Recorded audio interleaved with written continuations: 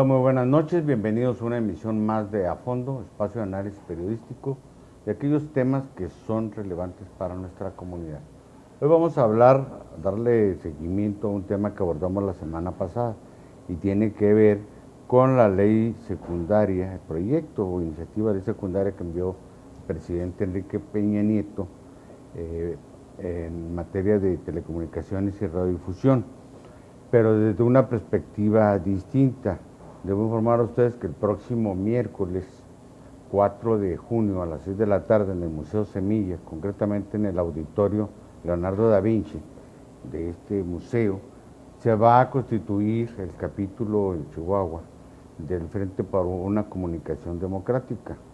Y para hablar de este tema, ¿qué se busca con este frente? ¿Cuáles son sus alcances, objetivos? Hemos invitado a quien es el representante justamente de una de las organizaciones que ha sido impulsora a nivel nacional de este frente, que es la Asociación Mexicana por el Derecho a la Información, el licenciado Jaime García Chávez. Bienvenido, Jaime. Gracias, Javier, pues con el gusto de estar nuevamente en este espacio y precisamente para abordar este tema, pues efectivamente el próximo 4 de junio tenemos una cita en el Museo Da Vinci del Museo Semilla para fundar el capítulo chihuahuense de este frente que se ha ido extendiendo por todo el país y que tiene como objetivo central lograr la comunicación democrática, y particularmente tiene en su agenda en este momento pues este intento del régimen actual de sacar adelante una iniciativa que iría en contra de lo que dispone la Constitución General de la República en materia de libertad de expresión, que es como mejor se entiende por la gente. La convocatoria es significativa porque a ella pertenecen de manera plural gentes de muy diverso signo. No obstante que entre los convocantes pues hay gente que está muy definida en su vida política, como sería el caso del ingeniero Cuauhtémoc Cárdenas, que viene a Chihuahua, ¿verdad? Que viene a Chihuahua precisamente el próximo miércoles 4 de junio. Estaría Javier Corral, que como senador ha jugado un papel muy relevante en este asunto. Vendría la académica muy prestigiada y también periodista Denise Dresser y el actor Jiménez Cacho.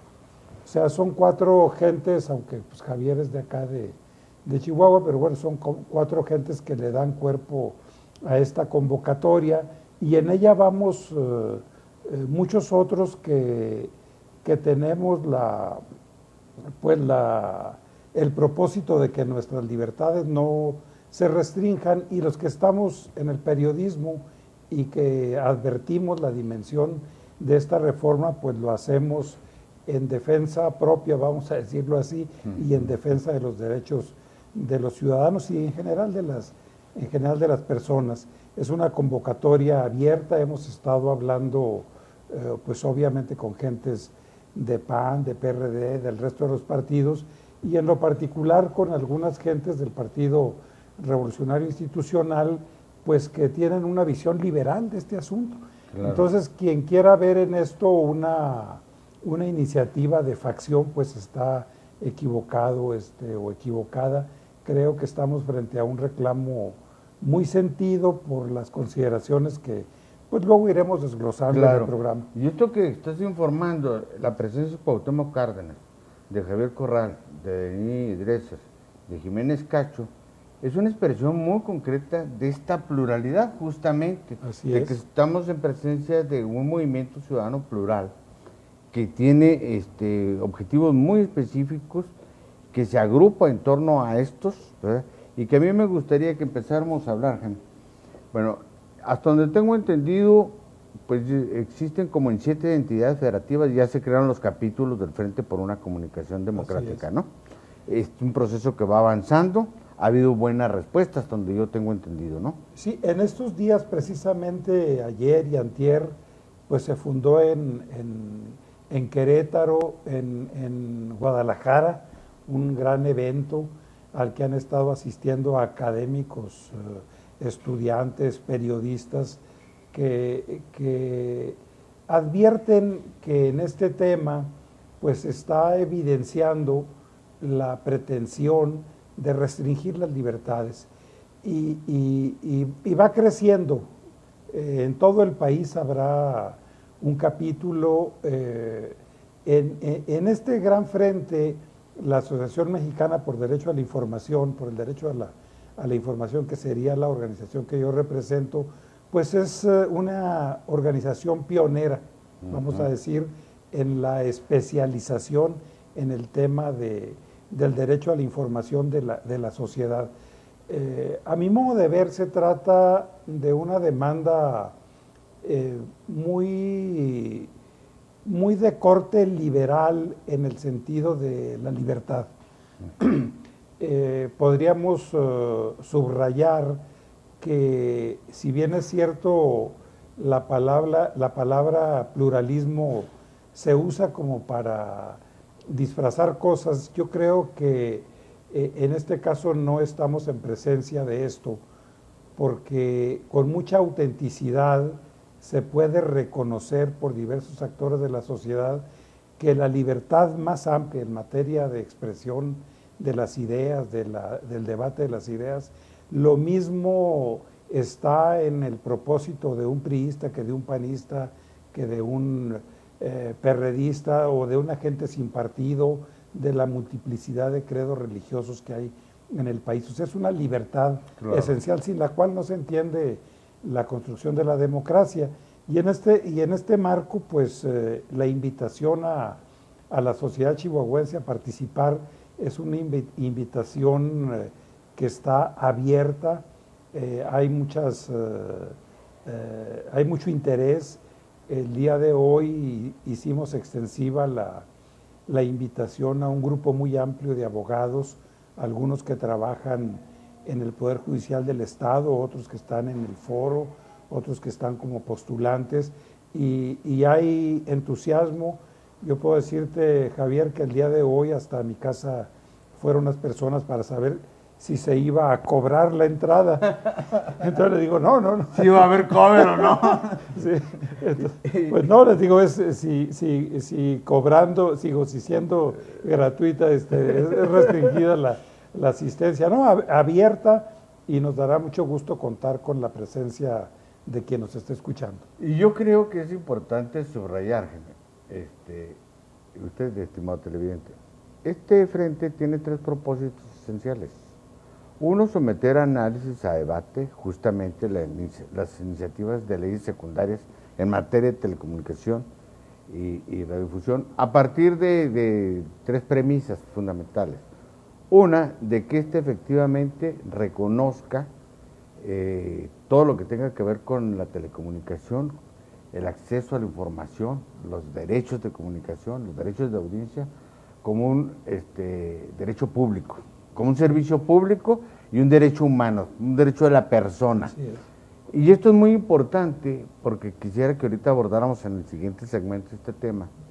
En México y en general en todo el mundo se da un fenómeno donde los medios de comunicación perdieron sus orígenes en cuanto a factores de interlocución entre el Estado y la sociedad y se convirtieron en poderes económicos y poderes políticos que anteponen en función de esos sus propios intereses para eso. Entonces, ese es un objetivo que me gustaría, y los vamos desglosando, claro, si te parece. Sí, vamos a un corte y regresamos con este tema.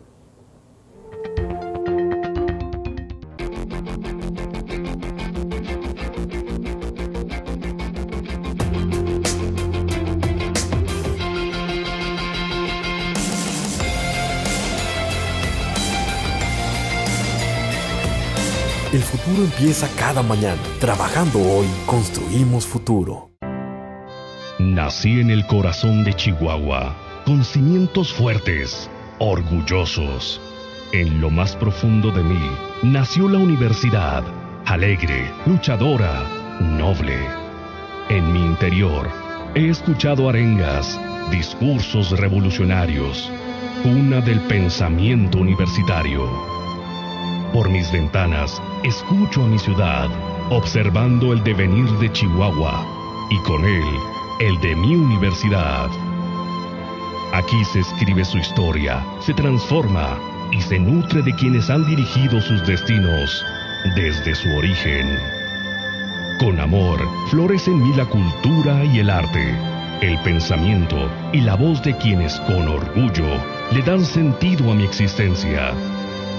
Los universitarios. Orgullo de ser Watch.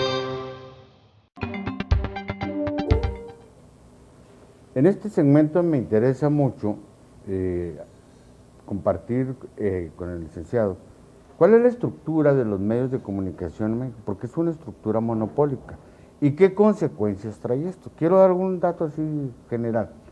En la actualidad hay 1.114, algo así, no, 1.145 concesiones de radio en la frecuencia modulada y AM,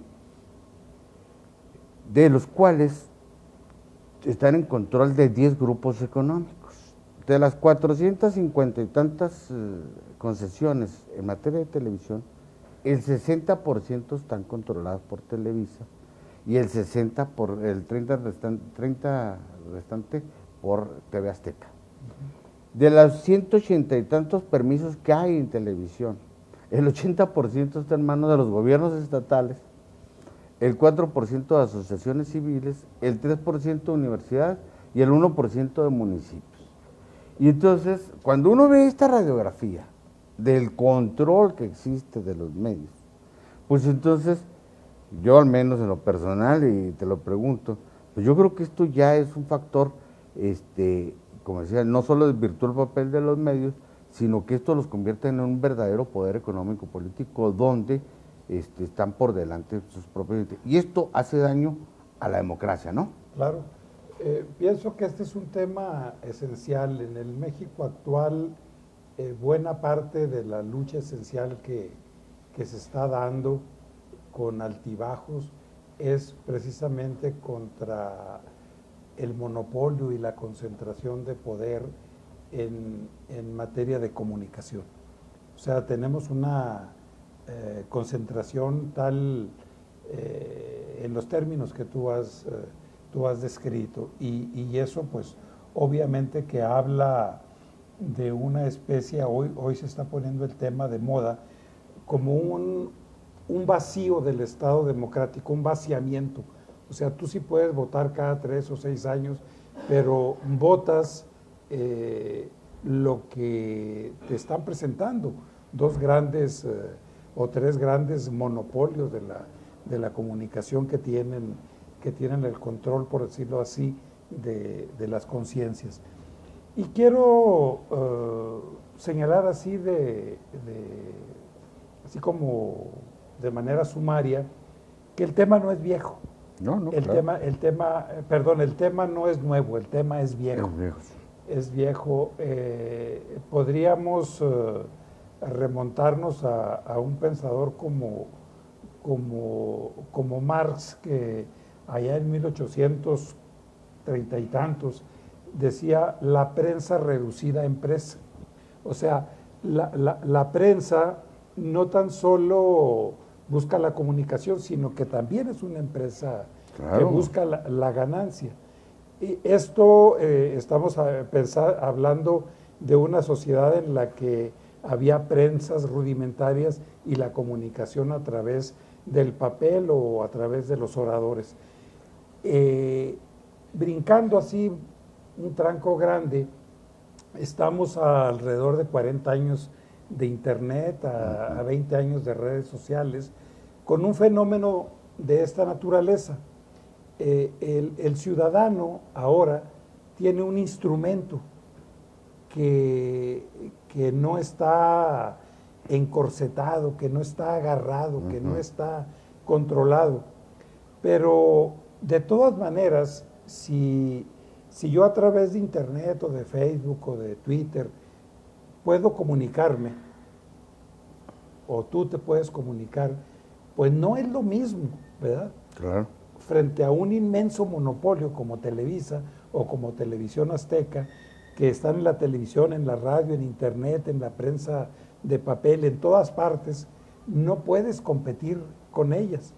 Pero bueno, pero tienes también la enorme capacidad de expresarte en disidencia, en debate, en coincidencia con las opiniones que predominan.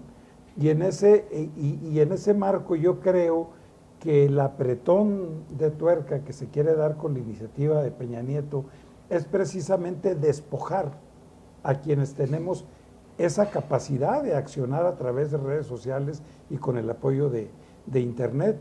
Entonces, como quien dice, consolidar la vida monopólica en materia de comunicación. Y fíjate que lo que estás señalando es muy importante, porque en una sociedad pues inmersa en un constante avance tecnológico, toda la producción de productos, voy a decirlo así, porque así lo manejan ellos, ¿verdad? De la industria multimedia, porque ya están en todas las ramas, y lo mismo te producen información, entretenimiento, programas noticiosos, que te producen discos, música, bueno, todo es multimedia.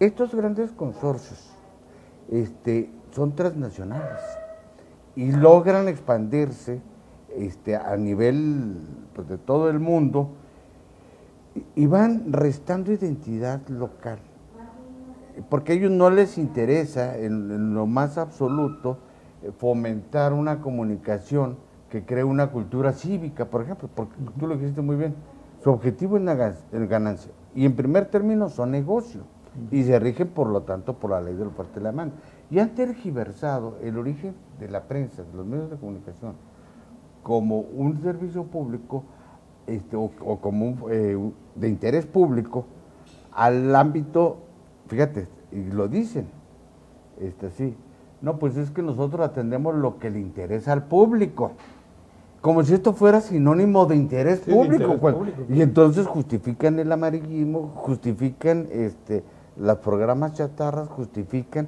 todo lo que tiene que ver justamente con lo contrario de crear una cultura cívica, que es consustancial esta comunicación, pues para fortalecer la convivencia, ¿no? Claro, o sea, atrás de una comunicación democrática está la posibilidad de la construcción y consolidación de un Estado democrático. Exactamente. Y creo que solo el presupuesto de lo público, no entendido como el respetable público, sino lo público como presupuesto del interés de la colectividad. Así es.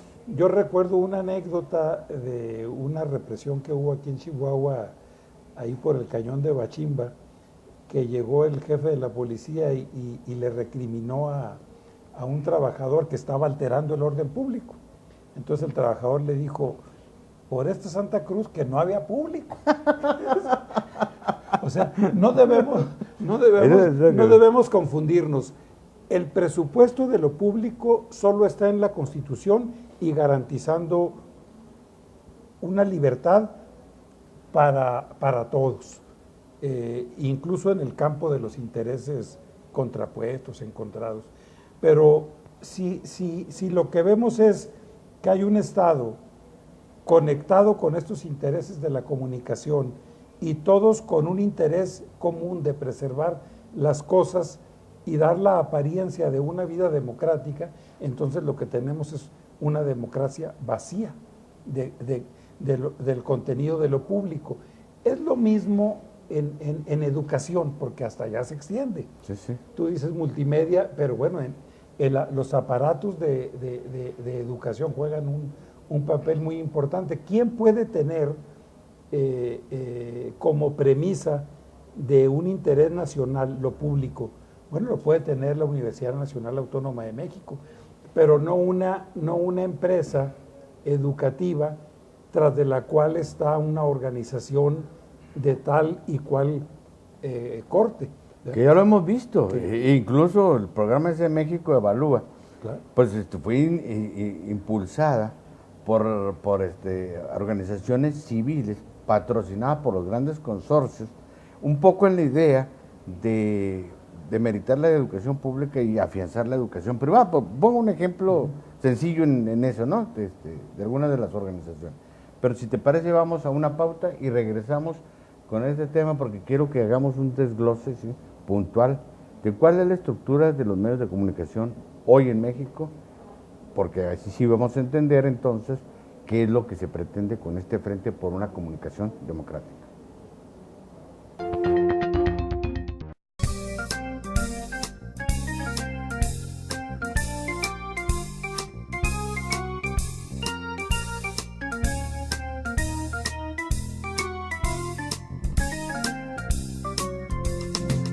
London Café, un lugar para disfrutar.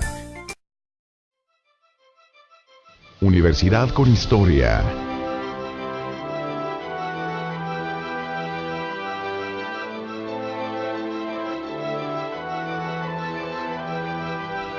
Recordando al licenciado José R. Miller Hermosillo, rector 1973-1976. Universidad Autónoma de Chihuahua, 60º aniversario. Orgullo de ser UACH.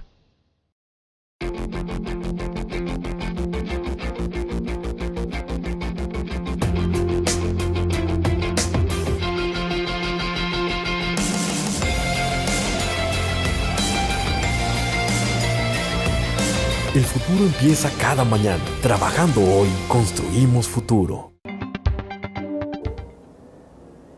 Y he comentado yo, incluso lo comenté en la otra entrevista con el doctor José Luis Caballero, que mucha gente percibe esto como si fuera un problema de competencia solo de los grandes grupos monopólicos o de las grandes compañías que se andan disputando los espacios y soslayan, dejan de lado esto. Por eso me interesa mucho hacer énfasis en la cuestión de que una de las cuestiones que está planteada en la reforma constitucional del 11 de junio del 2013 es que los derechos de audiencia, que es un servicio público, la comunicación, que se debe garantizar incluso el acceso universal a la tecnología, entre ellos a Internet, porque bueno, sí, nos comunicamos nosotros, pero somos una minoría en relación al total de la población los que tenemos acceso a Internet, porque México es de los que tiene poco en ese terreno. Y además pues no podemos competir con esa influencia masiva y ahí quiero entrar a otro terreno, Jaime, que me parece muy importante, que es el de, no solo hay que regular la propiedad, las concesiones que se distribuyen, que se abra la competencia, sino también los contenidos de la programación. Porque creo que este es otro problema, la enajenación, la manipulación. Los derechos de las audiencias. Los derechos de las audiencias. ¿Tú cuáles crees que son los ejes fundamentales ahí? Mira, yo pienso que la reforma constitucional establece con toda claridad el interés nacional en esta materia. O sea, privilegiar lo público, el interés de la nación, la comunicación, que las tecnologías no sean un instrumento de quien tenga la capacidad de monopolizarlas, sino de quien pueda emplearlas y garantizarle también a la audiencia cómo debe llegar la información o cosas pendientes como el derecho de réplica. En este marco, obvio que están los monopolios ahí y que hay que limitarlos, de ahí la consigna de no más poder al poder. Por eso es muy liberal el planteamiento del frente y por eso está concitando tantas adhesiones. Pero yo me quiero referir aquí a un tema que me parece crucial. La reforma que nosotros en el frente estamos defendiendo, esa reforma fue aprobada por unanimidad en el Congreso de la Unión. O sea, la aprobaron los mismos, los del PRI, los del PAN, los del PRD, los del Movimiento Ciudadano, todos. Nadie discrepó de que las cosas deben ser así. En cualquier país democrático, cuando ya la batalla en el órgano que da la Constitución se ha librado, la ley secundaria pasa a un simple desglose de los principios que ya están contenidos aquí. Ajá. Y aquí es al revés, aquí es al revés.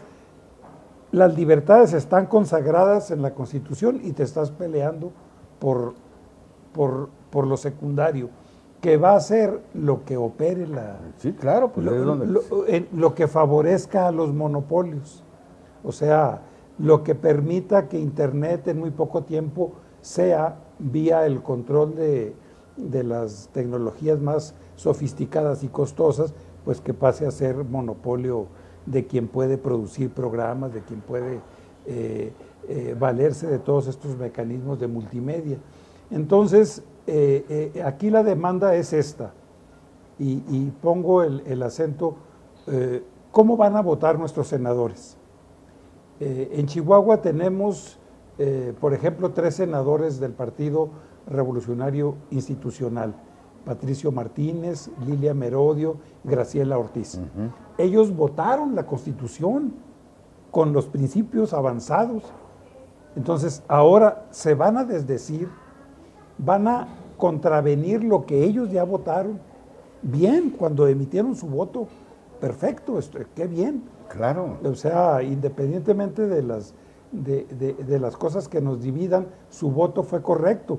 Pero la polémica está ahora en otro orden, como lo hemos visto siempre. O sea, como que la Constitución se puede reformar porque se le considera literatura.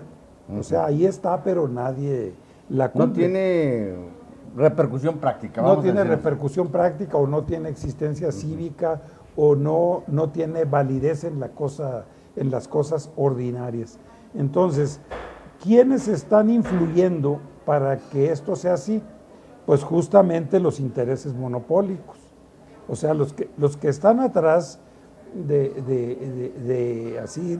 atrás de las reformas a telecomunicaciones y a radiodifusión son Televisa, Televisión Azteca, otros grupos menores, pero son los que a través de sus legisladores o telebancadas están tratando de imponer decisiones que contravienen la Constitución General de la República ya establecido, ¿no?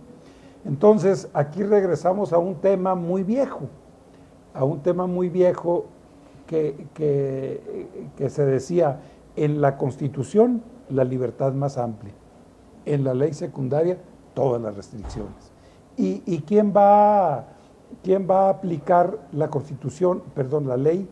El que tiene la obligación no de aplicar la Constitución, sino de que tiene la obligación de aplicar la ley.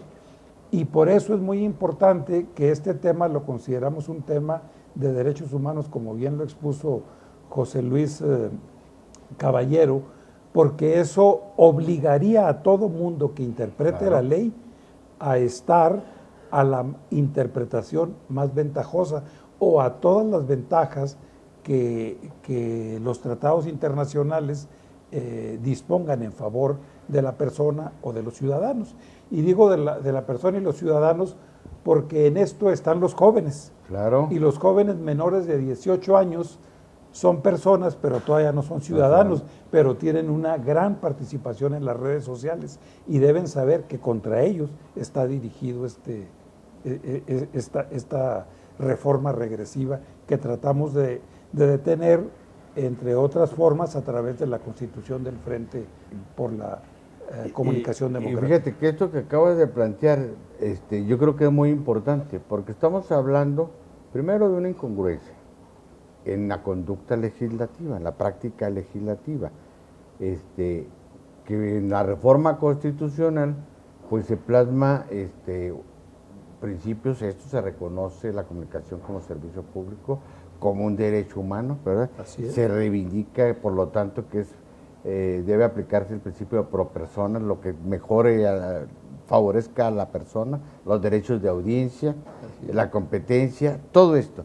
Pero ya a la hora de reglamentar esto en la ley, se contrapone la ley y la Constitución, cuando no debería de ser así. Aquí en este aspecto, pero más allá de la norma, más allá de la ley, el otro aspecto que a mí me parece fundamental para modificar esta estructura actual monopólica de la comunicación y en general de la telecomunicación y abrirle espacio a una comunicación democrática, tenemos que pasar al terreno político. Y yo creo que aquí el Frente está dando un ejemplo de lo que puede ser el contrapeso de la sociedad. Porque si lo dejamos a nivel del pleito de TV Azteca y Televisa, o Carlos Slim, Telmex y estos, pues queda en una disputa finalmente de mercado. Y de los poderosos. Y de los poderosos, además. Entonces, ¿qué otra iniciativa, por ejemplo, impulsa el Frente, más allá de la cuestión normativa, legislativa? Sé que es supervisar y ver cómo van a votar los legisladores, ese es el otro objetivo.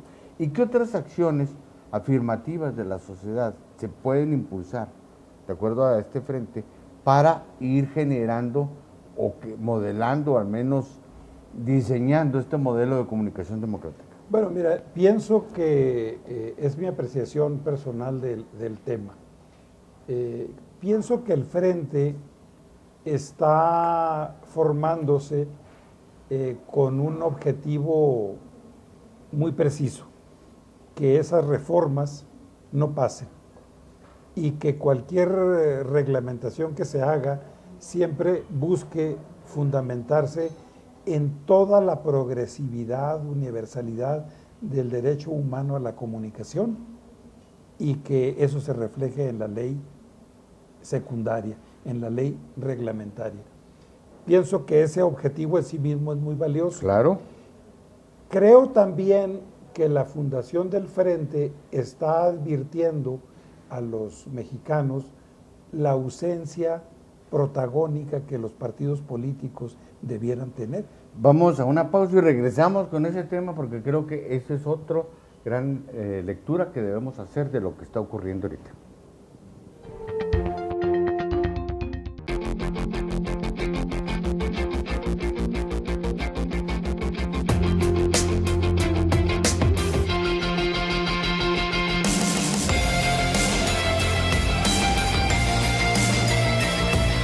El futuro empieza cada mañana. Trabajando hoy, construimos futuro. Nos quedamos en un punto que me parece que es fundamental y va incluso más allá del tema de las reformas en general y de la reforma a la ley de telecomunicación y radiodifusión. Que queda muy claro en estos casos que más allá de la agenda política de los partidos, hay una agenda social que está preocupada por estos temas. Y los partidos han demostrado que más allá de los cabildeos y las negociaciones en los órganos legislativos, y bueno, y en las cúpulas dirigentes en el marco del Pacto por México, más allá de eso, no han sido sensibles, no han consultado a la sociedad, no les ha interesado. Esta estructura de Frente, que a mí me llama mucho la atención, estos movimientos ciudadanos plurales, ¿tú crees, ya más allá de lo de la reforma, que puede ser un camino para recuperar de alguna manera el espacio público del debate, el espacio público del análisis, de la participación ciudadana? Sí, creo de entrada que los partidos políticos todavía tendrán un papel protagónico en el futuro, ¿no? Pero, y ojalá lo siguieran teniendo adecuadamente. Me refiero yo como organización, como sí. modelo, pero veo en el Frente también la posibilidad de una organización como las que hubo en la Europa del Este después de 1989, con la caída del muro de Berlín y todo, que fueron los medios para reconformar el poder en la sociedad. Así tuvieran consecuencias diferentes en muchos otros países. ¿Qué quiero decir con esto? Que probablemente el Frente evolucione hacia otras cosas. Recuerdo que cuando nos convocaron se nos dijo, bueno, ¿y por qué no ponemos la agenda chihuahuense también en la discusión? Y que entonces se dijo, vamos a empezar por orden, ¿no? O sea, esto es lo que nos está convocando ahora y probablemente mañana habrá otros temas en la agenda, como sería publicidad gubernamental y como sería la posibilidad de tener consejos ciudadanos de la comunicación realmente. Claro. Y que ordenaran algo que, porque la competencia ¿dónde está?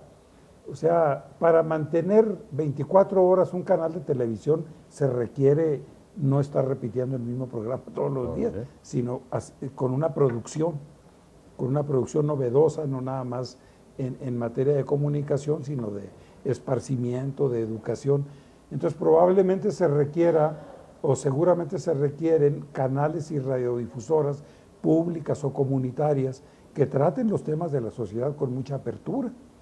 Y creo yo que ahí es donde está el debate en cuanto a la calidad de las cosas que pueden venir en el futuro. Pero indiscutiblemente pienso que el Frente está resultando un instrumento muy atractivo, y en esto hay que reconocerle a Javier Corral el protagonismo, en el buen sentido, que está teniendo en el país, porque él está yendo a la Constitución en los estados y además lo está comunicando.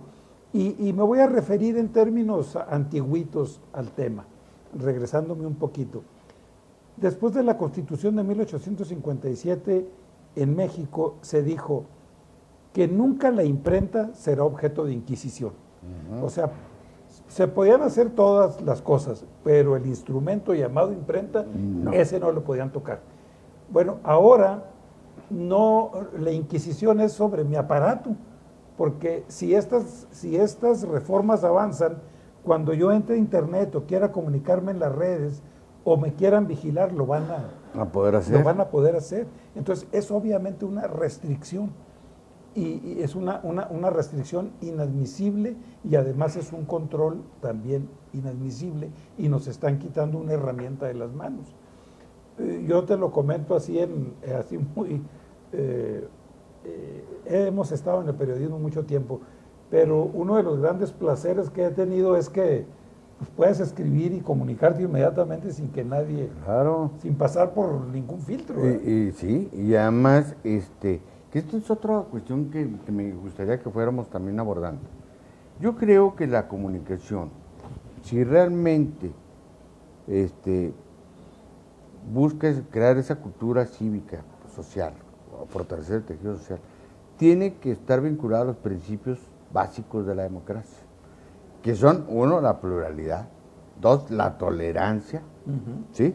Los valores de la democracia. Pues sí, los valores, ¿verdad? El respeto al derecho de opinión, incluso a cuestiones como ¿cómo le llaman esto de la libertad de conciencia? O sea, que si yo no, aunque trabaje en un medio, si yo no estoy de acuerdo con eso, no me pueden obligar a que ¿cómo se llama? A que, bueno, sí, la libertad de conciencia. De conciencia y expresar. Y expresarte. Estas cosas, creo que son lo fundamental. Y mientras esto no esté establecido, no esté ejerciéndose, no se proteja, ¿verdad? Y no se expanda, pues entonces, como dijiste tú, sin una comunicación democrática no habrá un Estado democrático, porque es el vértice angular, ¿verdad? Para circular las ideas, para debatir los temas, para todo lo que se requiere. Y todo ejercicio democrático pues es un ejercicio de comunicación, porque tiene que ver con, ya no solo, no es la ideología, son las actitudes políticas que se conforman. ¿Y por qué tenemos un pueblo pasivo? Porque así nos lo han estado inculcando. Entonces, en ese marco, ¿qué piensas tú de cómo pueden, yo me hablo como periodista, cómo podemos nosotros contribuir, ¿verdad?, a la afirmación de estos valores democráticos, que no son partidistas, son democráticos, o sea, deben ser de todos, ¿verdad? ¿Cómo crees tú, cuál es el rol que deben empezar a jugar los medios de comunicación? Vamos a seguirnos en ese punto. Bueno, pues creo que el país... Ya no en lo individual, sino como medios, ¿verdad? Sí, yo creo que el México que tenemos actualmente es un México muy diferente al de hace 30, 35 años. O sea, obviamente que hay muchos medios que difunden, muchos periodistas que se expresan, pero hay restricciones. En prensa escrita, pues todavía tienes que pasar por dirección, mesas de redacción, jefes de información, o sea, los área editorial. Sí, área editorial, en fin, pasas por una serie de filtros y luego obviamente pues el tema de la autocensura y luego el tema que un compañero aquí en Chihuahua decía, todo texto causa honorarios, porque sí, porque tú trabajas en un medio pero no hay remuneración, o sea, todavía hay la idea de que te están haciendo el favor. El favor de publicarte. De publicarte las cosas, ¿no? Sí. O sea, tiene que Dese por bien servido que le publicamos las cosas, ¿no? Sí. Y entonces creo que forma un conjunto muy, muy complejo que si no se desaceleran, estas reformas se van a poner todavía en riesgo o por mucho tiempo no llegará esa libertad concreta, tangible a la práctica, ¿no? Entonces los medios podrán jugar un papel, tener una visión de las cosas, pero creo que un medio que no se abra a su audiencia será un medio que se le vea en medio de una facción. Y si volvemos al tema de la empresa, porque evidentemente que la estructura es empresarial de todos los medios, y quienes inviertan en eso buscan meter un peso para sacar X cantidad, pero esa X cantidad tiene que llegar de la suscripción pública o del que se publicita en ese medio, no tener la reserva del Estado atrás. Ese es un tema importante y con eso cerramos esta entrevista en el próximo segmento.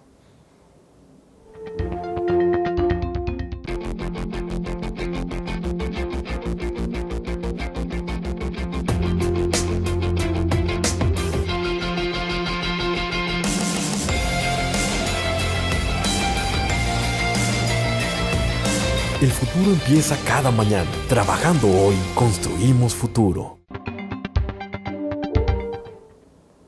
Regresamos como iniciamos esta entrevista. Mientras no se modifique la estructura de los medios, el concepto de la comunicación como negocio, se privilegie el interés económico, la ganancia, al interés público, difícilmente se puede avanzar y reivindicar, porque yo estoy en plan de reivindicar la comunicación como un factor de incidencia social positiva, no negativa. Entonces, yo me acuerdo mucho que hace muchos años leí un librito que se llama La Página Editorial. Lo escribe la que entonces era, te estoy hablando hace ya casi 15 años, heredera del fundador del Washington Post. Y me llamó la atención porque dice en ese libro que se llama La Página Editorial, que los medios de comunicación, ahí hablan en ese particular del periódico, tienen dueños, dice, pero son propiedad de la comunidad. Me gustó mucho esa frase, porque yo creo que ejemplifica que no necesariamente riñe el concepto del periódico, de la radio, de la televisión como negocio, con la responsabilidad social, con el compromiso comunitario, con el compromiso con la audiencia, con el compromiso con los lectores o televidentes. Yo creo que se puede lograr un equilibrio, ¿verdad?, entre esto, sin sacrificar una cosa sin la otra, porque finalmente de lo que estamos hablando es de una industria o de una empresa que no produce bienes de consumo en términos físicos, eso es otra cosa, ¿no? Entonces, yo creo que sí se pueden compaginar, siempre y cuando, estos medios, primero, no se subordinen al poder público, no estén en connivencia con el Estado, vamos a decirlo así, para sacar sus fines particulares, o bien, que ese es otro fenómeno que se ha dado, que no se quieran convertir en como dicen coloquialmente, en el cuarto poder, cogobernar ¿verdad? Porque entonces también están renunciando a su función, están asumiendo un papel que no les corresponde. ¿Te parece que cerremos con este tema? Me parece muy interesante, en primer lugar, que ese mito del famoso cuarto poder, que dio lugar a una novela muy famosa, ¿no?, de Porfiriato, desaparezca, porque no es esa, no es esa su función. Y pondría dos ejemplos de referencia.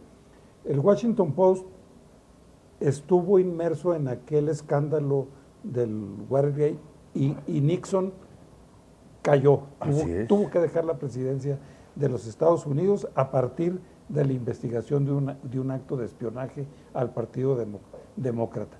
Así es. El otro esquema, el de la prensa que juega un rol al lado del poder. Hay en la novela de Vargas Llosa, La fiesta del chivo, había una columna en el periódico gubernamental, la columna se llamaba El Colmillo Público.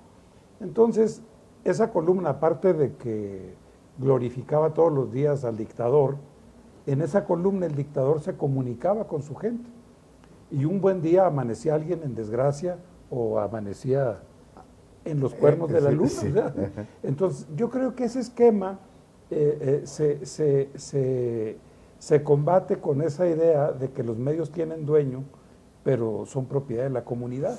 Porque cuando un medio es dueño cuando un periódico es propiedad de la comunidad, es que la comunidad lo quiere, lo lee. Y lo modula. Lo ve en el buen sentido de la prensa liberal, que nos dice, hay una apotegma inglés que dice, los hechos son sagrados y las opiniones son libres. O sea, el editorial no puede ir en la información. Claro, no puede, claro. No debe ir en la información. Y hoy lo que vemos es justamente eso. Sí. Y no que el periodista sea agresivo, no, simplemente trata de desentrañar y buscar una información, porque atrás, en la comunidad, está quien va a normar su opinión y votar en la elección o pertenecer a un partido político de izquierda, de derecha, de lo que quiera, pero lo va a hacer con un sentido de participación democrática. Y yo creo que eso justamente es lo que está en la esencia de esta discusión, que desgraciadamente, como te dijera, en materia de libertad, el país tiene más de 100 años construyéndose y no termina. No tenemos un ciclo largo en el que, digamos, estamos experimentando la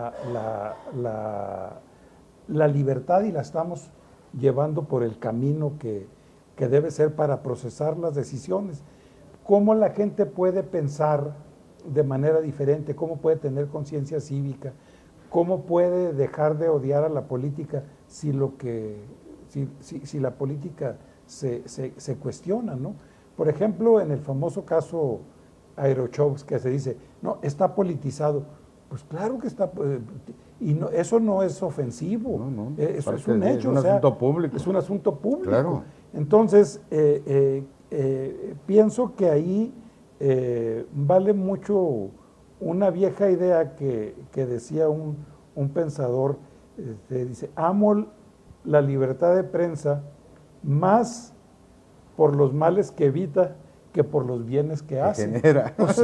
Sí. O sea, la buena comunicación evita que se presenten catástrofes públicas, corrupciones, y aunque siempre las habrá, pues hay la posibilidad de que la gente responda.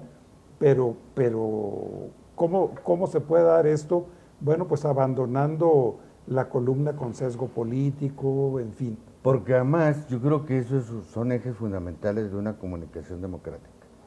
Los medios no solo han de contribuir a crear esa cultura cívica, ¿verdad?, a fortalecer la convivencia social, que es parte de la democracia. Convivencia y competencia, las dos cosas, ¿verdad? Sí, mantener una actitud plural, distante entonces de la competencia electoral. Pero al mismo tiempo, ser un contrapeso a los abusos de poder. Exacto. Porque yo creo que esto es una cuestión fundamental. ¿verdad? Porque es la forma en que la sociedad civil, más allá de los partidos y otros instrumentos que pueda tener para quejarse, pues es a través de los medios de comunicación que de manera más directa, más oportuna, puede denunciar arbitrariedades, como frecuentemente ocurre. Bueno, pero se trata también de que eso se corresponda con otra cuestión que me parece muy importante, establecer en el ámbito de la norma jurídica y en el ámbito de la cultura política, pues el combate a la impunidad y a la corrupción, porque claro, esas son las otras dos grandes dichas. claro, y corresponden, son hermanas de la corrupción. Ahí en ese marco pienso que una reglamentación muy precisa del gasto público gubernamental en información. Es que eso es clave. O sea, que sepamos, y además porque el Estado, el gobierno, mejor dicho, necesita comunicar lo que hace, pero que sepamos, ¿verdad? Que sepamos, no que es publicidad, sino que lo esté informando el gobierno. Eso es fundamental, y hasta qué tamaño y con qué equilibrio con relación al resto del financiamiento que se presupone tiene un medio de comunicación, un periódico, un canal, en fin. Y eso es otro tema, pero pues desgraciadamente el tiempo es tirano, se nos ha agotado. Me gustaría pues señalar que tenemos la cita el 4 de junio, el miércoles próximo. A las 6 de la tarde en el Museo En el Museo Semilla, Semilla. en el auditorio Leonardo da Vinci. Jaime, pues muchas gracias por esta entrevista y a usted gracias. por habernos acompañado. Yo lo espero el próximo sábado en otra emisión más de A Fondo, porque recuerde usted, la verdad nunca es superficial. Gracias.